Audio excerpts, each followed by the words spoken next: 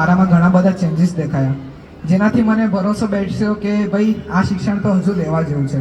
મને સંગીતા મેમ પર, ડીએન કમ્યુનિટીના બધા જ મેન્ટર્સ પર એક એવો ભરોસો બેસ્યો કે આવું જ શિક્ષણ મારે લેવું છે. એટલા માટે મેં મારી ઉડાનની જર્ની કન્ટિન્યુ કરવાની નક્કી કરી. તો ઉડાનની વાત કરું તો ઉડાનનું કંઈક એવું વિઝન હતું કે 2 વર્ષના અંતમાં જે બી પાયલટ એટલે કે જે બી અમે સ્ટુડન્ટ્સ હોઈએ એ ઇમોશનલી, ફિઝિકલી અને ફાઇનાન્શિયલી ત્રણેય વેમાં અમે સ્વાવલંબન કઈ રીતે, ઇન્ડિપેન્ડન્ટ કઈ રીતે બની શકે એવી કંઈક આ જર્ની રહી. તો આનું એક ઉડાનનું વિઝન હતું. તો ઉડાનના વિઝન સાથે મને એક મારું લાઈફનું બી વિઝન મળ્યું. સાચું શિક્ષણ કેવું છે એમાં હું સાથે એમાં અભ્યાસ કરતો હતો, તો મને ઊભી થયું કે મારે જ હવે સાચું શિક્ષણ કેવું છે હજુ જાણવું છે, એના પર જ કામ કરવું છે. તો મેં નક્કી કર્યું કે આવનારા 20 વર્ષ હું જે છે શિક્ષણની પાછળ લગાવીશ. શિક્ષણ કેવું હોવું જોઈએ એને જાણીશ, હું મારી જાતને જાણવાની કોશિશ કરીશ ને એના પર કામ કરીશ. તો એક એવો ગોલ લીધો. એના પરથી ઉડાનના 2 વર્ષ માટે મેં એવો ટાર્ગેટ લીધો કે હાલમાં આપણી પાસે શિક્ષણના નામે કેટલી વસ્તુઓ છે, કેવી ડિફરન્ટ ટેકનિક્સ છે, કેટલી ફિલોસોફીસ છે જેના પર આપણે શિક્ષણ પર અત્યારે કામ કરી રહ્યા છે. તો એ મેં એક્સપ્લોર કરવાનું નક્કી કર્યું. તેની માટે હું સુરતની બહાર જઈને ઘણા બધા ઇન્ડિયાના અલગ અલગ શહેરોમાં જઈને મેં એક્સપ્લોરેશન શરૂ કર્યું. મેં ઘણી બધી એવી ગુરુકુલ્સ વિઝિટ કરી, મોડર્ન ટેકનિક કેટલી છે એજ્યુકેશનની વિઝિટ કરી, કન્વેન્શનલ સ્કૂલ્સ કેવી રીતે કામ કરે છે એ વિઝિટ કર્યું, અલગ અલગ સંસ્થાઓમાં હું ગયો. તો એમાંના અમુક એક્સપ્લોરેશનનું એક હાઇલાઇટ આપીશ. સૌથી પહેલાં હું વાત કરું તો મને એક્સપ્લોરેશન કરતાં કરતાં એક બહુ મોટી ફિલોસોફી હાથ લાગી, એક જે છે જીવન વિદ્યા મધ્યસ્થ દર્શન. તો એની એક નાની એવી ઝલક આપું તો એમાં એવું કહેવામાં આવે છે કે જે માનવનું સાચું આચરણ કેવું હોવું જોઈએ, કઈ રીતે માનવની શિક્ષા કેવી હોવી છે જેમાં માનવ હોય, ના કે ખાલી બધી ભૌતિક વસ્તુઓ હોય. તો એનું એક આખું બહુ ગહેરું અધ્યયન એક વ્યક્તિએ કરેલું છે ને એમને આખું સમજાયું કે કેવું હોવું જોઈએ ને એના પર હું અધ્યયન કરું છું અને મને એની બારેમાં એક મારું એક્સપ્લોરેશન એક રહ્યું. બીજી જો વાત કરું તો આ વાત કરતી વખતે મને પિન્ટુભાઈ અને સૌજી કાકા ખાસ યાદ આવે કે અમારું જ્યારે ડીએનમાં ફર્સ્ટ કેમ્પ હતું 5 ડેઝનું, ત્યારે પિન્ટુભાઈ એમનું શેરિંગ કર્યું હતું કે સૌજી કાકા એમના ફેમિલીના બધા જે બી બિઝનેસમાં આવવાના હોય પહેલાં 1 મહિનો એવા અજાણ્યા શહેરમાં મોકલે, અમુક લિમિટેડ પૈસા હોય ને અમુક એવા ટાસ્ક એમને કરવાના હોય. એવું જ કંઈક મારું એક્સપ્લોરેશન અમદાવાદનું રહ્યું. હું 7 દિવસ માટે અમદાવાદ ગયો હતો, જ્યાં મારી પાસે ફક્ત 1000 રૂપીઝ હતા, ફોન બી નહીં હતો મારી પાસે, કીપેડ વાળો ફોન બી નહીં હતો. 7 દિવસમાં મેં 4 થી 5 જગ્યા નક્કી કરેલી, ત્યાં મારે વિઝિટ કરવાનું હતું. અને આખા એક્સપ્લોરેશન દરમિયાન શરત એવી હતી કે મારે કોઈ ઓળખીતાની હેલ્પ બી નથી લેવાની. તો એક એવો અનુભવ બી ખૂબ જ સારો રહ્યો, ઘણું બધું શીખવા મળ્યું. જ્યારે પિન્ટુભાઈ શેરિંગ કરવા આવ્યા તો એક ઇન્સ્પિરેશન મળ્યું હતું, પહેલેથી હતું કે આવું કંઈક તો કરવું છે. તો એક ઉડાનમાં એ સાર્થક થઈ શક્યું. તો એ જર્નીમાં બી હું ઘણું બધું એમાંથી શીખ્યો. ત્રીજું મારું એક્સપ્લોરેશન રહ્યું કન્વેન્શનલ સ્કૂલ્સમાં, કે કન્વેન્શનલ સ્કૂલ કઈ રીતે કામ કરી રહી છે. અત્યારે સૌથી વધારે શિક્ષણનું કામ કન્વેન્શનલ સ્કૂલ્સમાં થઈ રહ્યું છે. તો જ્યારે હું સ્કૂલ્સમાં જતો ત્યારે મને મારી પોતાની જર્ની દેખાતી કે જ્યારે હું પોતે સ્કૂલમાં હતો ત્યારે મારા પર કેવું થતું, મને કેટલું ડાઉન ફીલ થતું, કેટલો ગભરાયેલો ફીલ કરતો. તેવું જ કંઈક મને હજુ બી ઘણી બધી શાળાઓમાં જોવા મળ્યું કે જ્યાં હજુ જીવનની અને ભાવની કશું વાત જ નથી થઈ રહી. શિક્ષણ કેવું હોવું જોઈએ એવા પ્રશ્નો તો બધી જ શાળાઓમાં છે, પણ એ શોધી નથી શક્યા હજુ સુધી, કાં તો એને શોધી રહ્યા છે. તો એ મને કન્વેન્શનલ સ્કૂલ્સમાંથી જાણવા મળ્યું કે આવું કંઈક એક્સપ્લોરેશન એ લોકો બી કરી રહ્યા છે. તો ઓવરઓલ મારું આવું કંઈક શિક્ષણ માટેનું બહારનું એક્સપ્લોરેશન રહ્યું. આ એક્સપ્લોરેશન કરતાં કરતાં હું સાથે મારી જાતને બી એક્સપ્લોર કરતો હતો કે મારી જાતમાં અંદર શું શું ચાલી રહ્યું છે, હું ક્યાં ક્યાં ગ્રો થઈ રહ્યો છું. તો મારા સેલ્ફના એક્સપ્લોરેશન માટે એક વાત કહું તો એક સૌથી પાવરફુલ મને ટૂલ મળ્યો છે ડાયરી રાઇટિંગ. ડાયરી રાઇટિંગ એટલું પાવરફુલ ટૂલ મારી માટે રહ્યું, એનો એક તમને અંદાજ આવે એ માટે કહું કે છેલ્લા 4 વર્ષમાં જ્યારથી હું ડીએનમાં જોડાયો છું ત્યારથી મને એટલી બધી હેલ્પ થઈ છે કે 4 વર્ષમાં જ મેં 15 જેટલી ડાયરીઓ જે છે ભરી છે.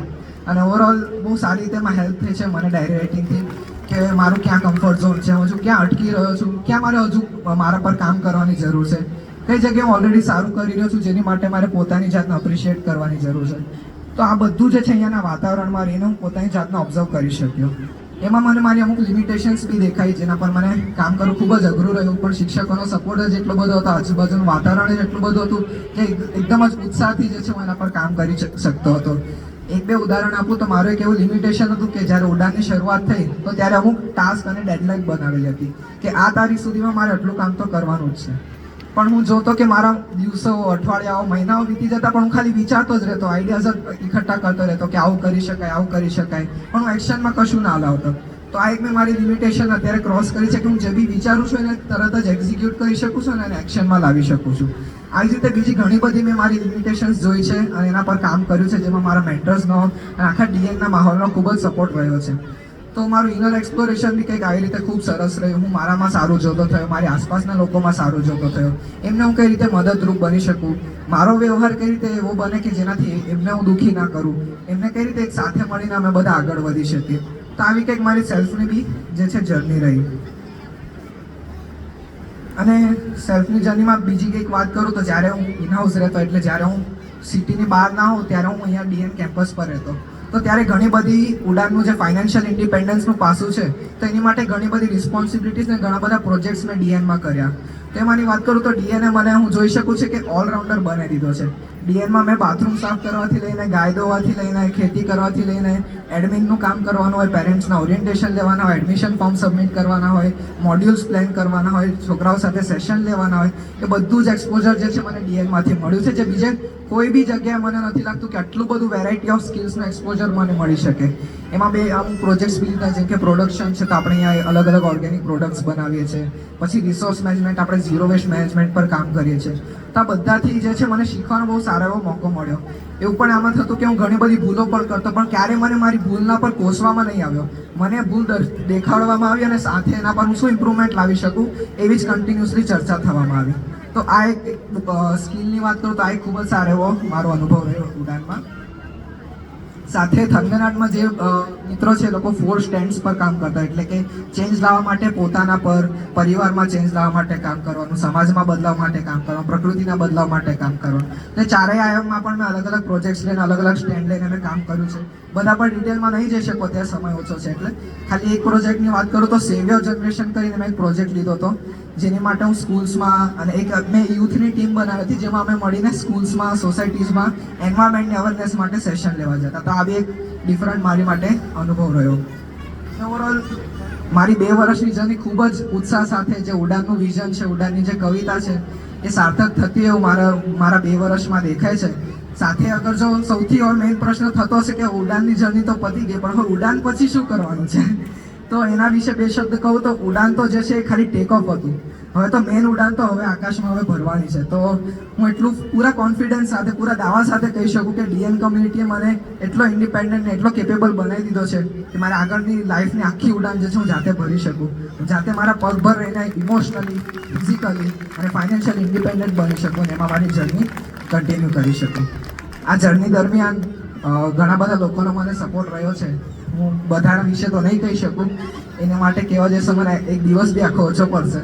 તો હું ખાલી હાઇલાઇટ આપીશ કે મારા શિક્ષકો મિત્તલ મેમ, સંગીતા મેમ, તમારો ખૂબ ખૂબ આભાર. તમારો આખી જર્ની દરમિયાન ખૂબ સારો સપોર્ટ રહ્યો છે.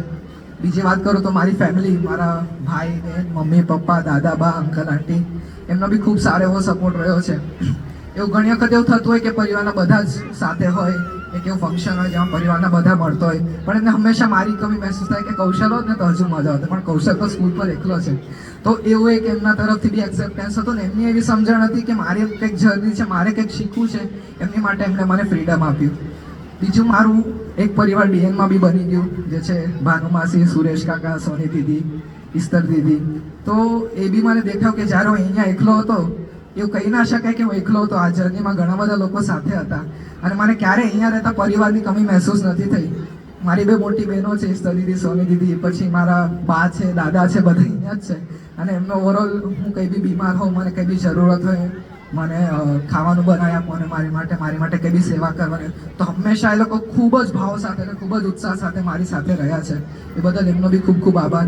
એ સિવાય વાત કરું તો થનગનાટ ગ્રુપ અને કલરવ ગ્રુપ, તમારા બંનેનો બી મારી જર્નીમાં ખૂબ જ સારો એવો ફાળો રહ્યો છે. મને ઘણું બધું તમારામાંથી શીખવા મળ્યું છે કે મારે ક્યાં ઇમ્પ્રૂવ કરવાની જરૂર છે, મારે ક્યાં મારા વ્યવહાર વર્તનમાં સુધારા કરવાની જરૂર છે. તો એક માધ્યમ બનવા માટે આપ સૌનો ખૂબ ખૂબ આભાર. અંતે આખી ડીએન કમ્યુનિટી માટે હું ખૂબ જ ગ્રેટફુલ છું. Thank you so much. Thank you બેટા.